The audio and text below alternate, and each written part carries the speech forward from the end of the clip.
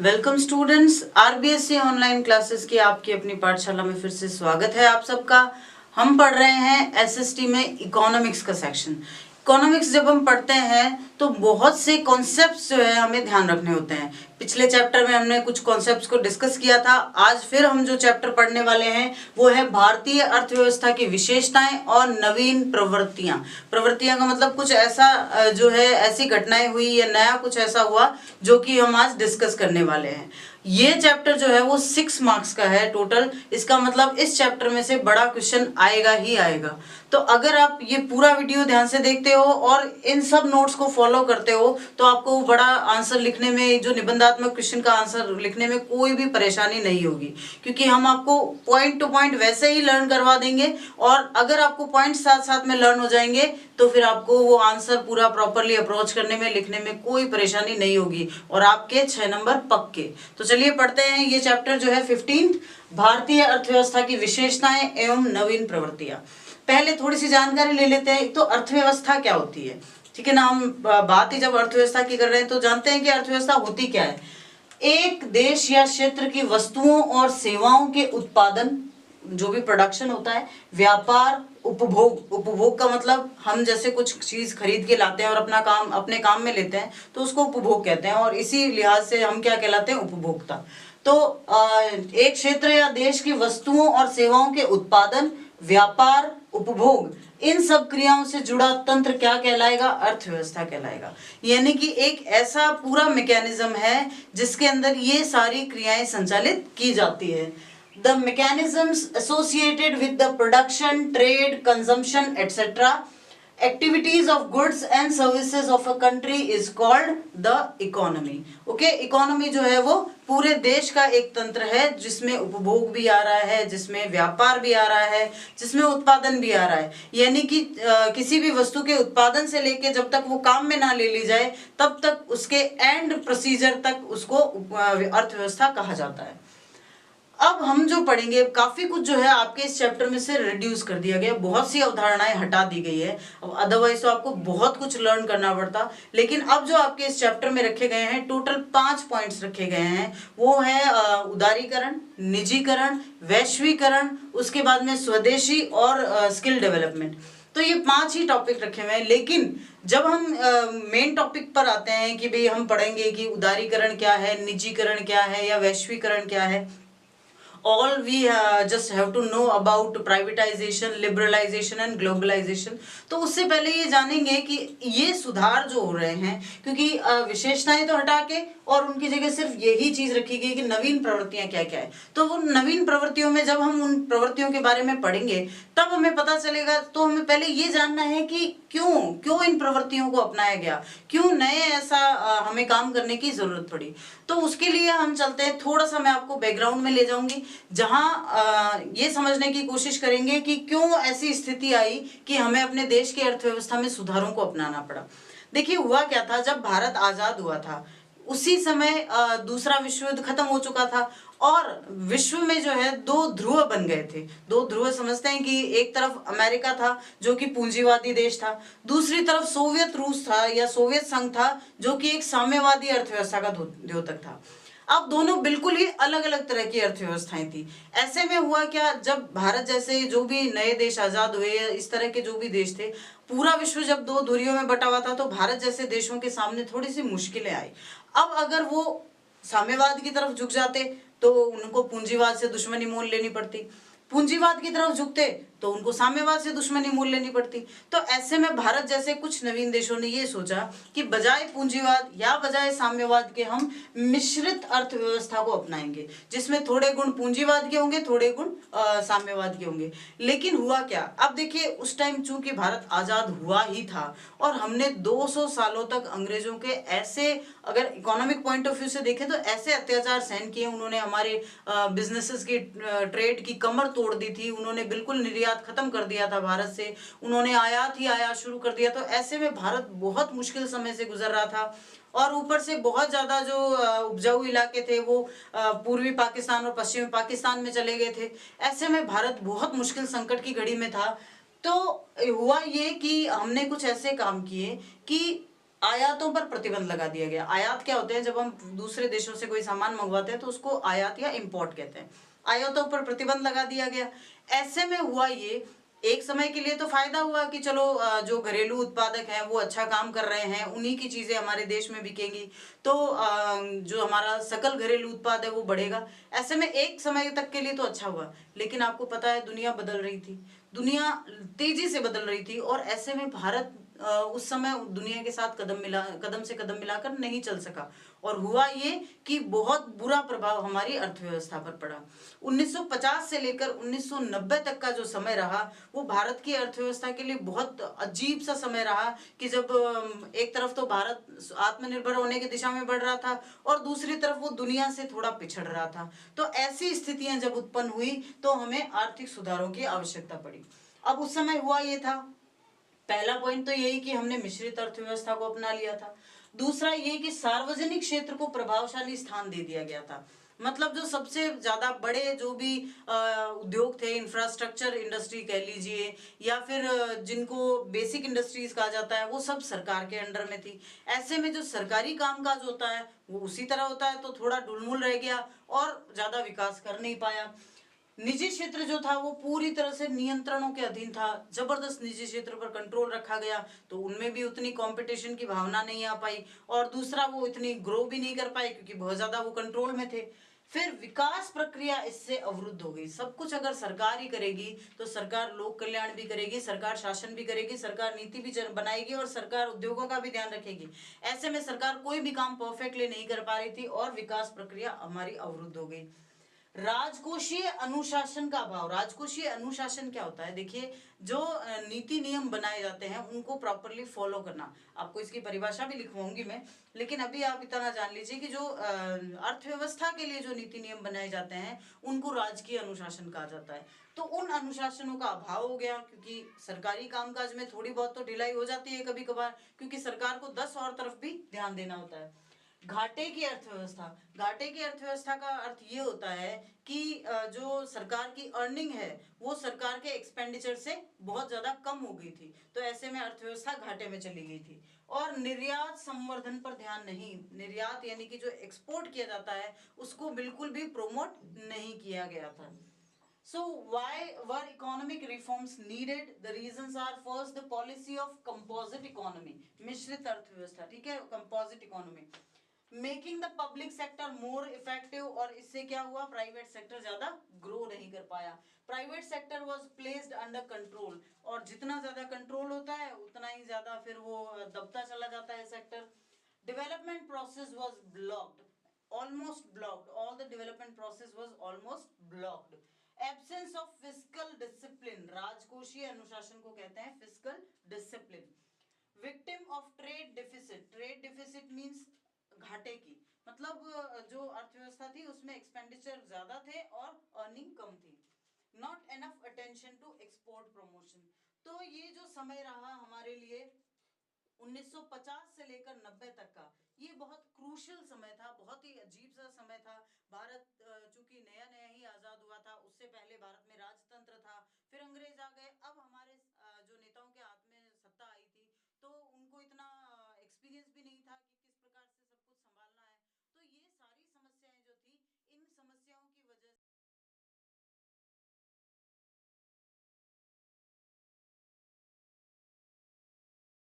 अब कुछ परिभाषाएं देखते हैं। सबसे पहली परिभाषा जो हमने अभी पिछले टॉपिक में पढ़ी थी वो थी राजकोषीय अनुशासन। राजकोषीय अनुशासन क्या होता है? सरकार की वो नीतियां और प्रयास जो सरकारी घाटे और ऋणों को कम करने के लिए बनाए जाते हैं। किस तरह से सरकार के ऋणों को कम किया जाए, ऋण जल्दी से जल्दी चुका दिए जाए, किस तरह से जो घाटे की अर्थव्यवस्था है उसको प्रॉफिट की इकोनॉमी में बदला जाए, वो नीतियां, वो प्रयास, वो सारी चीजें जो है वो राजकोषीय अनुशासन कहलाती है।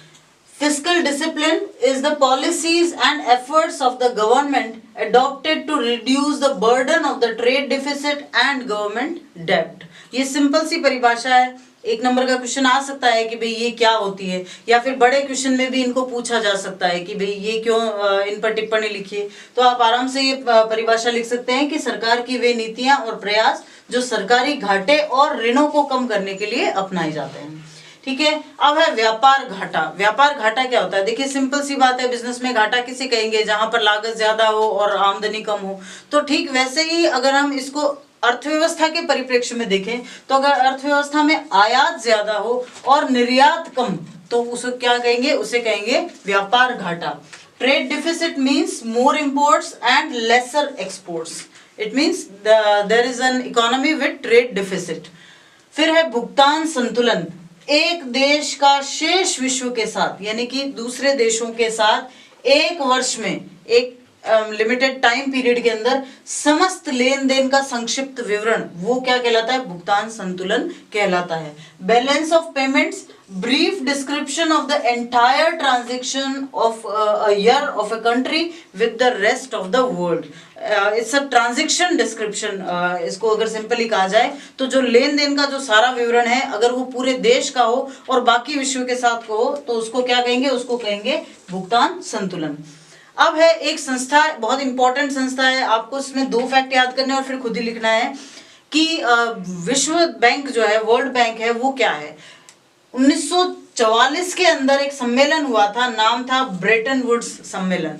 ठीक है ना। ब्रेटन वुड्स सम्मेलन में एक बैंक की स्थापना की गई थी जिसको अंतरराष्ट्रीय पुनर्निर्माण और विकास बैंक कहा गया। ठीक है। इसी बैंक को हम विश्व बैंक के नाम से जानते हैं या वर्ल्ड बैंक के नाम से जानते हैं। In 1994 Bretton Woods conference was held and International Reconstruction and Development Bank was organized, was established, and it is as well as known as World Bank.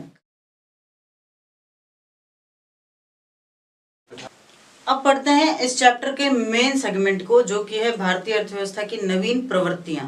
देखो नवीन प्रवृत्तियां हमने अभी जो पीछे पढ़ा है उसमें हमने जाना कि 1950 से लेके और 1991 तक, 1990 के दशक तक क्या हुआ कि भारतीय अर्थव्यवस्था को बहुत ज़्यादा कंट्रोल में रखा गया। सरकार ने उस पर बहुत ज़्यादा कंट्रोल करके रखा। लेकिन 1990-91 तक क्या हुआ कि सोवियत संघ का विघटन हो गया और ऐसे में जो भी साम्यवादी अर्थव्यवस्थाएं थी वो तो धराशायी हो गई। अब बची सिर्फ पूंजीवादी अर्थव्यवस्था। तो ऐसे में जरूरी हो गया है कि हम भी दुनिया के कदम के साथ कदम मिला के चलें। तो बहुत सारे सुधार करने पड़े थे, ये सब हमने जान लिया।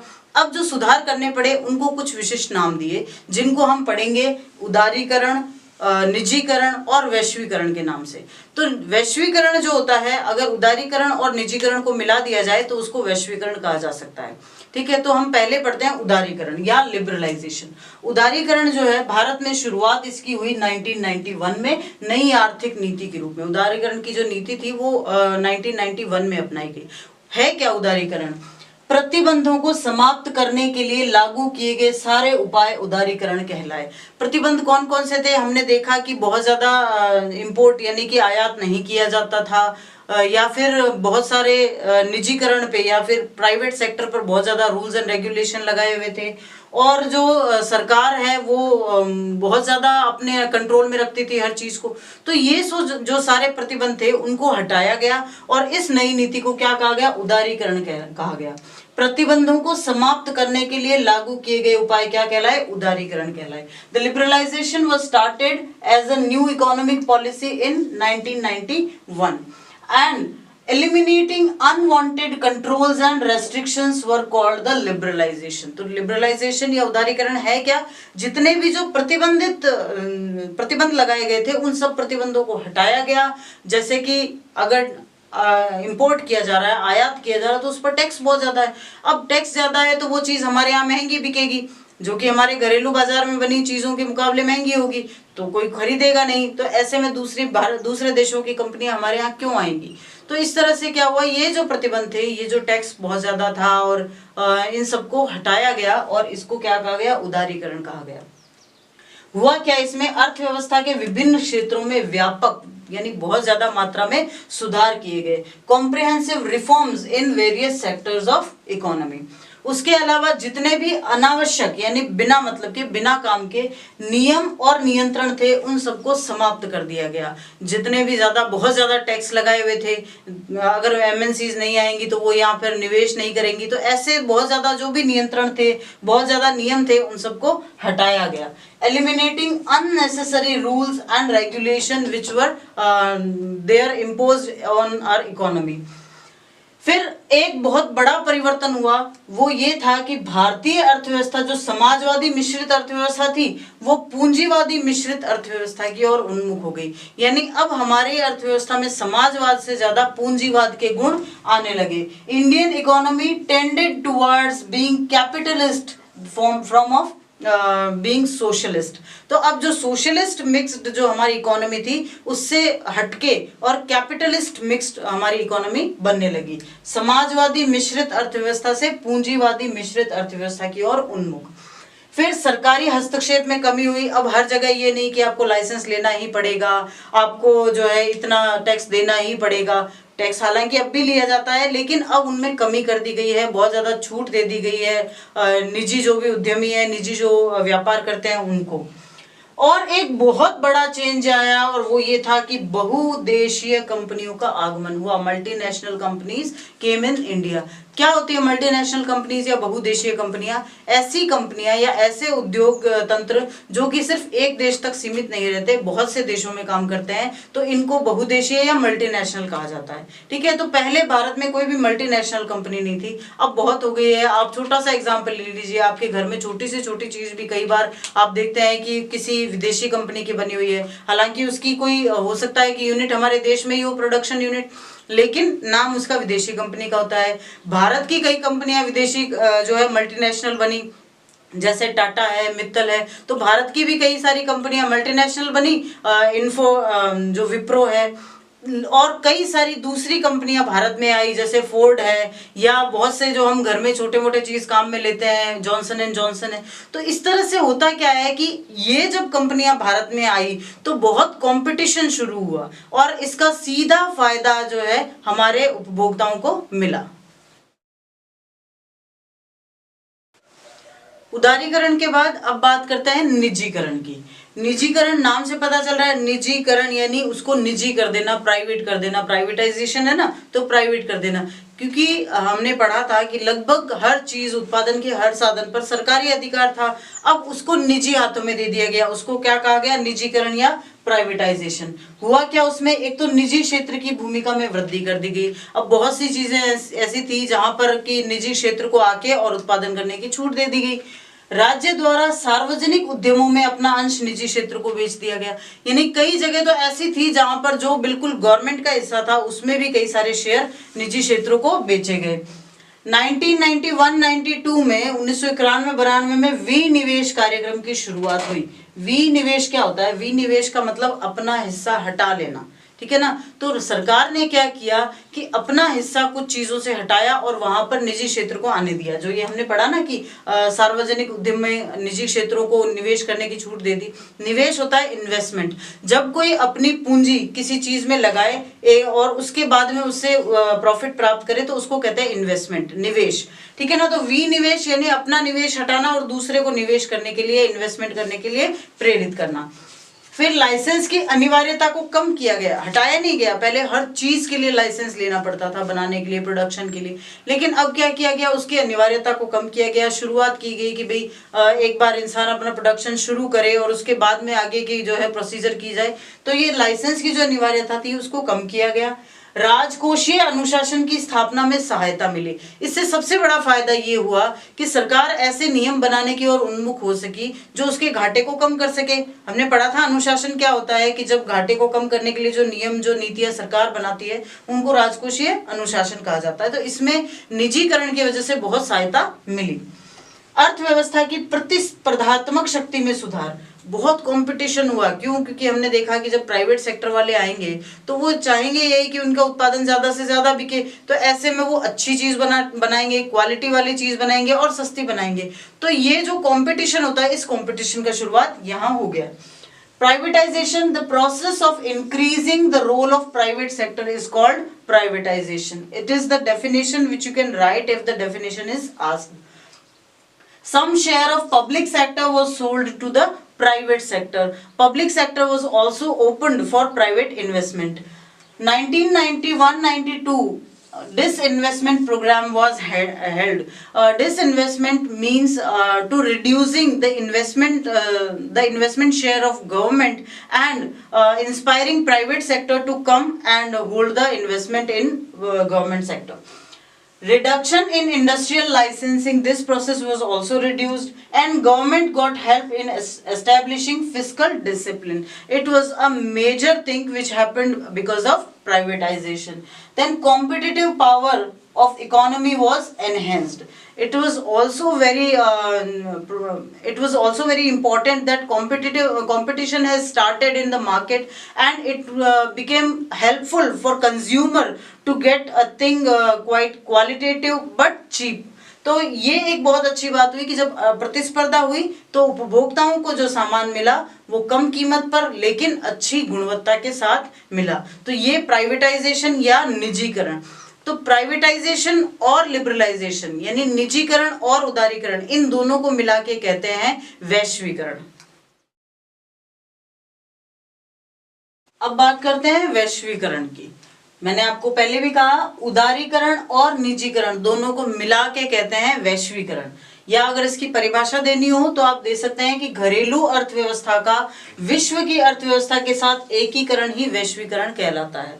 मतलब घरेलू हमारे देश की अर्थव्यवस्था जब विश्व की अर्थव्यवस्था के साथ कदम से कदम मिलाकर चले तो इसको वैश्वीकरण कहा जाएगा। ठीक है, अब वैश्वीकरण में हुआ क्या?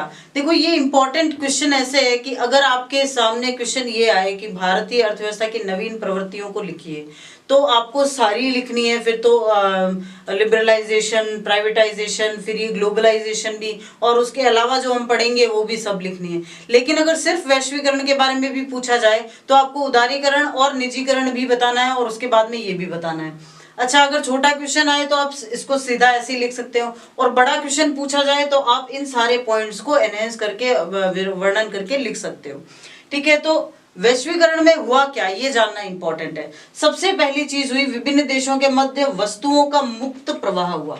मुक्त प्रवाह का मतलब होता है इधर से उधर आना भी और जाना भी, यानी कि अब हम जो बाकी पूरी दुनिया में कहीं भी कोई भी चीज बिकती है वो हम हमारे यहाँ भी खरीद सकते हैं, और हमारे भारत में कई सारी चीजें जो प्रोडक्ट होती है वो बाहर जाके भी बिकती है।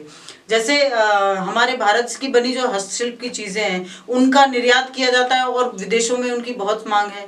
और नई टेक्नोलॉजी जो विदेशों में आ रही है, नए नए फोन्स आ रहे हैं, तो वो सब हमारी इंडिया में मांग है, तो वो यहाँ आती है और यहाँ की चीजें वहां जाके बिकती है। तो ये जो वस्तुओं का मुक्त प्रवाह हुआ ये ग्लोबलाइजेशन या वैश्वीकरण की वजह से शुरू हुआ। फिर दूसरा सेवाओं का मुक्त प्रवाह। सेवाओं के मुक्त प्रवाह से ये समझा जाता है कि यहाँ के व्यक्ति जाकर और बाहर के देशों में अपनी सेवाएं दे रहे हैं, काम कर रहे हैं, वहां नौकरी कर रहे हैं, और बाहर से व्यक्ति यहाँ आकर अपनी सेवाएं दे रहे हैं यानी नौकरी कर रहे हैं। पूंजी का भी निर्बाध प्रवाह। पूंजी का निर्बाध प्रवाह जो है वो एमएनसीज यानी कि बहुदेशीय कंपनियों से जुड़ा हुआ है। जो भी मल्टीनेशनल कंपनीज है वो यहाँ इन्वेस्टमेंट करती है, यानी अपनी कैपिटल, अपनी पूंजी यहाँ लाके लगाती है, और जो भारतीय मल्टीनेशनल कंपनीज है, बहुदेशीय कंपनियां, वो बाहर जाके अपनी कैपिटल का वहां इन्वेस्टमेंट करती है। समेकित वित्तीय बाजार। समेकित का मतलब होता है इकट्ठा, सारा इकट्ठा करके। अब हमें ऐसा लगता ही नहीं है कि हमारी अर्थव्यवस्था कोई अलग है, ऐसा लगता है कि पूरे विश्व की अर्थव्यवस्था जो है उसी का एक हिस्सा है, वो सब एक बराबर हो गया है।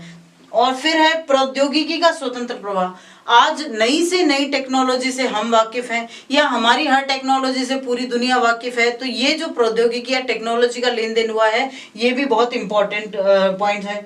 फिर ज्ञान का प्रसार, ये सबसे इंपॉर्टेंट है क्योंकि अब हमें हर चीज जानने को मिलती है। आप जहां कुछ सर्च कीजिए आपको वो ज्ञान वहां मिल जाएगा। आपको हर चीज के बारे में नॉलेज होता है, कहाँ किस देश में राजनीतिक रूप से क्या हो रहा है, आर्थिक रूप से क्या हो रहा है। अगर दूसरे देशों की अर्थव्यवस्था में कोई नुकसान होता है या फायदा होता है तो उसका सीधा असर हमारी अर्थव्यवस्था पर पड़ता है। यही सब चीजें क्या कहलाती है? वैश्वीकरण कहलाती है। So liberalization and privatization assimilatingly called globalization. Integration of the domestic economy with the world economy is called globalization. This is the proper definition to give. अगर properly आपसे definition पूछी जाए तो आप यही definition बताएंगे। Integration of the domestic economy with the world economy is called globalization. फिर globalisation में होता क्या है? Free flow of goods. सारी चीजें जो हमारे यहाँ बिकती है वो आपको विश्व में कहीं भी मिल जाएंगी, और जो विश्व में है वो आपको हमारे यहाँ के बाजारों में भी मिल जाएंगी। Free flow of services. आप किसी भी दूसरे देश में जाके जॉब कर सकते हो, दूसरे देश का कोई भी व्यक्ति आपके यहाँ आके जॉब कर सकता है। Uninterrupted flow of capital. We can invest wherever we want. हम जहाँ चाहे वहां अपनी पूंजी को इन्वेस्ट कर सकते हैं, निवेश कर सकते हैं। Integrated financial market, it's an important thing, क्योंकि अब जो है मार्केट, किसी भी देश का मार्केट किसी और देश के लिए अछूता नहीं रह गया है। फ्री फ्लो ऑफ टेक्नोलॉजी, तो टेक्नोलॉजिकली तो खैर सबसे ज्यादा परिवर्तन आया ही है।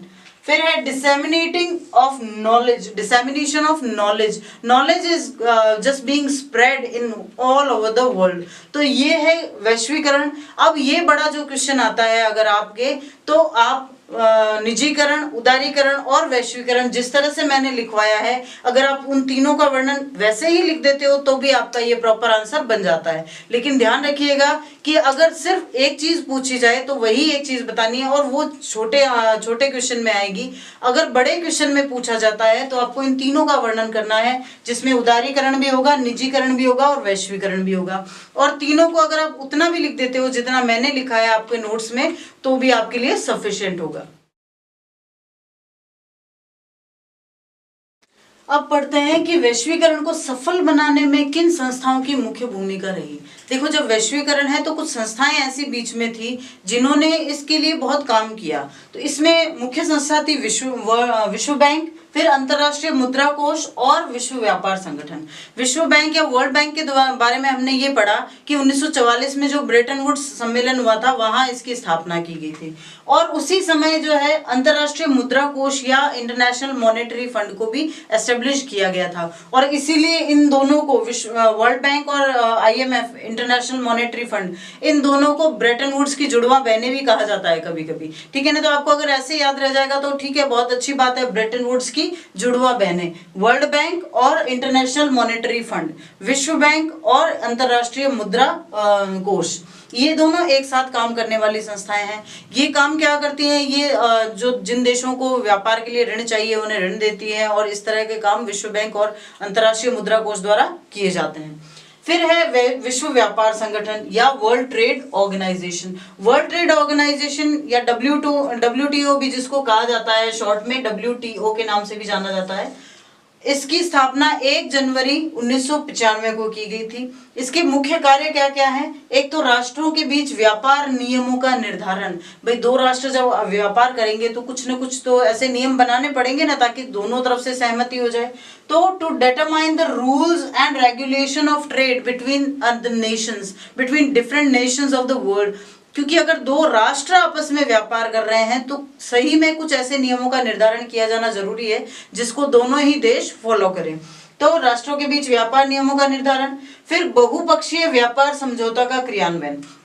देखिए, जब दो देशों के बीच में व्यापार समझौते हो रहे हैं तो दोनों देश आपस में उसको निपटारा कर लेते हैं, लेकिन कई बार किसी व्यापार समझौते में सिर्फ 2 देश नहीं होते बल्कि 2 से ज्यादा देश होते हैं। तो ऐसे में वो कोई भी एक उनमें जो है पंच बन के नहीं बैठ सकता।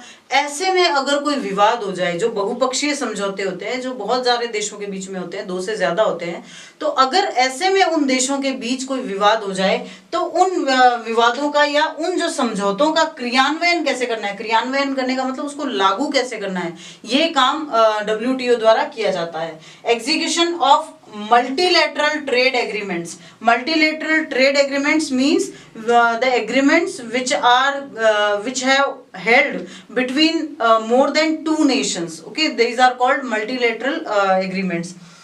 फिर है विचार विमर्श के लिए मंच। कई सारे देश होते हैं जिनको अपनी कुछ प्रॉब्लम्स बतानी होती है, अपनी कुछ बात कहनी होती है, अपने कुछ सलाह देनी होती है, कुछ अपने जो है सुझाव रखने होते हैं, तो उनके लिए एक प्लेटफॉर्म प्रोवाइड करवाने का काम WTO द्वारा किया जाता है। फिर विवादों का निपटारा। अब इतने अगर बड़े लेवल पर ट्रेड हो रहा है, व्यापार हो रहा है, बिजनेस हो रहा है, बहुत सारे देशों के बीच हो रहा है, तो ऑब्वियसली कुछ न कुछ विवाद तो आएंगे ही। तो इन विवादों को निपटारा करने का कार्य वर्ल्ड ट्रेड ऑर्गेनाइजेशन या विश्व व्यापार संगठन द्वारा किया जाता है। Settling business disputes between the nation of this world. तो ये है विश्व व्यापार संगठन या वर्ल्ड ट्रेड ऑर्गेनाइजेशन। कई बार ये होता है कि जब आपका ग्लोबलाइजेशन का जो क्वेश्चन आता है उनमें इस क्वेश्चन को ऐड कर दिया जाता है, तो आप इसको पढ़ना, या फिर हो सकता है कि जो छोटे क्वेश्चन आते हैं इनमें इसके बारे में पूछ लिया जाए। तो ये भी आपके इस कोर्स में है, जिसमें से विश्व बैंक और अंतर्राष्ट्रीय मुद्रा कोष जो है, जिनको ब्रेटन वुड्स की जुड़वा बहनें कहा जाता है, इनकी स्थापना 1944 में की गई थी ब्रेटन वुड्स सम्मेलन के द्वारा। ये आप पढ़ चुके हैं। और ये है वर्ल्ड ट्रेड ऑर्गेनाइजेशन, जिसकी स्थापना 1995 1 जनवरी 1995 में की गई थी, और ये इसके कार्य हैं। अब पढ़ते हैं बहुत इंपॉर्टेंट क्वेश्चन इस चैप्टर का, स्वदेशी की अवधारणा। नाम से पता चल रहा है स्वदेशी यानी अपने देश का, तो स्वदेशी का अर्थ क्या होता है? स्वयं के देश का। ये बहुत इंपॉर्टेंट अवधारणा है। देखिए, स्वयं के देश का, जब भी हम आजकल ये बहुत बात चलती है कि स्वदेशी अपनाओ, स्वदेशी अपनाओ। जब भारत का स्वतंत्रता संग्राम लड़ा गया था, उस समय तो स्वदेशी ने सबसे बड़ा एनहेंस जो पार्ट जो अदा किया था वो स्वदेशी का ही था। क्यों ये जरूरी इसलिए है क्योंकि सबसे ज्यादा जरूरी होता है हमारे अपने देश के उद्योगों, इंडस्ट्रीज को एनहेंस करना। क्योंकि अगर हम खुद अपने आप से ग्रो नहीं करेंगे तो फिर हम अपने दूसरे देशों के साथ compete करने में इतने ज्यादा सफल नहीं हो पाएंगे। तो स्वदेशी का अर्थ होता है स्वयं के देश का। ये घरेलू उद्योगों के लिए बहुत लाभकारी होता है और वैश्वीकरण के इस दौर में तो बहुत महत्वपूर्ण है। क्यों महत्वपूर्ण है? जब इतना कंपटीशन चल रहा है कि हर कोई एक दूसरे को पीछे छोड़ना चाहता है, ऐसे में अगर हम सिर्फ अपने ही देश में बनी हुई, अपने ही देश के प्रोडक्ट्स यूज करेंगे तो उससे सीधा फायदा हमारे देश की कंपनियों को पहुंचेगा, जो डायरेक्टली और इनडायरेक्टली हम तक भी आएगा। फिर ये जो स्वदेशी का विचार है ये मूलतः महात्मा गांधी का दिया हुआ है। तो meaning is of our own country. Swadeshi का मीनिंग है ऑफ आवर ओन कंट्री।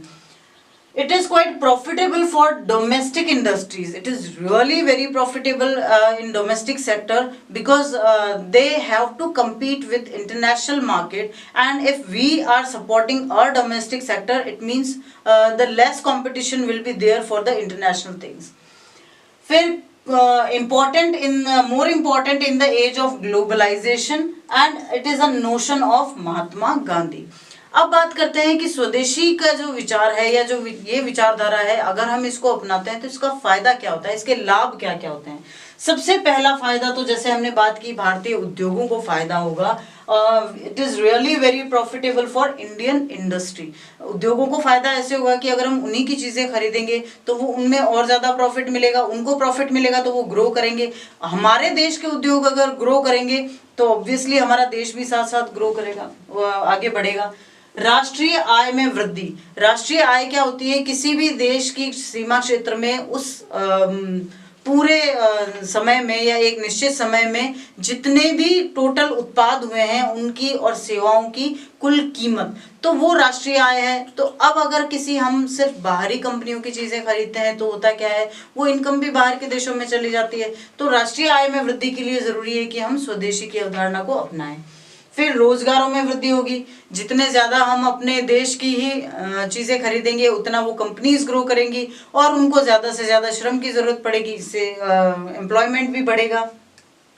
आयातों में कमी आएगी। जब हम अपने ही देश की चीजें खरीद रहे हैं तो हमें बाहर से क्यों मंगवानी पड़ेगी। और इससे होगा क्या? इससे विदेशी मुद्रा की बचत होगी। बहुत इंपॉर्टेंट चीज है क्योंकि विदेशी मुद्रा आज के समय में किसी भी देश की अर्थव्यवस्था में बहुत बड़ा और महत्वपूर्ण रोल निभाते हैं। फिर धन के विदेशों में प्रवाह पर रोक लगेगा। फायदा अगर विदेशी कंपनियां अपने देश में ले जाती है तो हमारे देश को क्या मिलता है। तो इससे जरूरी है कि हम अपने देश की बनी चीजों को प्रमोट करें, जिससे उनको मिलने वाला लाभ भी हमारे देश में ही रह जाए। आत्मनिर्भरता आएगी। हमें किसी और देश की तरफ, किसी और कंपनी की तरफ देखना नहीं पड़ेगा किसी भी वस्तु के लिए। हमारे देश की सरकार को अधिक से अधिक राजस्व प्राप्त होगा। राजस्व यानी टैक्सेस और इन चीजों के माध्यम से होने वाली आय जो है वो सरकार की बढ़ जाएगी। संसाधनों पर बहुत इफेक्टिव जो है प्रभाव पड़ेगा। कैसे? देखिए, अगर हम अपने घर, जिस तरह हम अपने घर की चीज यूज करते हैं तो हम उसको इस तरह से यूज करते हैं कि उसको यूज भी कर लिया जाए, उसको कोई नुकसान भी नहीं पहुंचे। लेकिन कोई दूसरा आता है तो शायद वो उसके लिए इतना अवेयर नहीं होता। ठीक ऐसा ही हमारे देश के संसाधनों के लिए भी कहा जा सकता है। अगर कोई दूसरे देश से आकर और हमारे देश के संसाधन को यूज करेगा, हमारे देश के रिसोर्सेज को यूज करेगा, तो शायद वो उतना अवेयर नहीं होगा। लेकिन हम अगर हमारे देश के संसाधनों को काम में लेंगे तो हमें पता है कि हमें तो यहीं रहना है, तो फिर हम उस जगह के संसाधनों को अच्छे तरीके से यूज करेंगे। इससे हमारे ही देश के संसाधनों को फायदा है और अल्टीमेटली आगे जाकर वो फायदा हमें ही मिलेगा। अंतरराष्ट्रीय कूटनीति, हम जितने ज़्यादा सेल्फ सफिशिएंट होते जाएंगे, हम जितने ज़्यादा सेल्फ डिपेंड होते जाएंगे, उतना ही अंतरराष्ट्रीय मार्केट में हमारा दबदबा बनता जाएगा। क्योंकि हम अगर पूरी तरह दूसरे देशों पर डिपेंड हो जाते हैं तो फिर हम उनके दबाव में आ जाते हैं, लेकिन अगर ऐसा नहीं होता तो फिर हमारा दबाव दूसरे देशों पर रहता है, और ये अंतरराष्ट्रीय कूटनीति के लिए बहुत ज़रूरी है। और फिर अपने ही देश की चीज़ की खरीदने से तो राष्ट्रीयता की भावनाएं तो खैर बहुत आगे बढ़ेंगी। हम अपने देश के लिए कुछ करेंगे तो राष्ट्रीयता की भावनाओं में बढ़ोतरी तो होगी ही। So the advantages of the concept of Swadeshi is, first is profitable to Indian industry, then growth in national income. If we are going to buy a thing which is made in India only, so it will definitely going to be growth in national income, growth in employments, and then imports will decline. It means foreign currency will be saved, and foreign currency obviously plays a vital role in every country's economy. Outflow of capital will be checked, and self dependency will be gained by our country. जितने हम self dependence होंगे उतने ही हम मजबूत होते जाएंगे international market में. More revenue for government will come when we accept the concept of Swadeshi. Effective management of resources and international diplomacy is also be conducted by the concept of Swadeshi. As I told you, जितने हम self dependence होंगे उतने ही हम international market में powerful होंगे, और जितने हम पावरफुल होंगे उतने ही दुनिया की जो राजनीतिक डिप्लोमेटिक सिचुएशन है उसमें हमारा पावर बढ़ेगा. And nationalism also a very important thing which is enhanced by the concept of स्वदेशी. तो ये है स्वदेशी की अवधारणा और उसके लाभ. अगर ये छोटा क्वेश्चन आता है 3 या 4 नंबर का तो आप इसको एज इट इज लिख सकते हो, और अगर ये बड़ा क्वेश्चन आता है तो आप अच्छे से इन सारे पॉइंट्स को जो है वर्णन कर सकते हो और आपको पूरे मार्क्स मिल जाएंगे.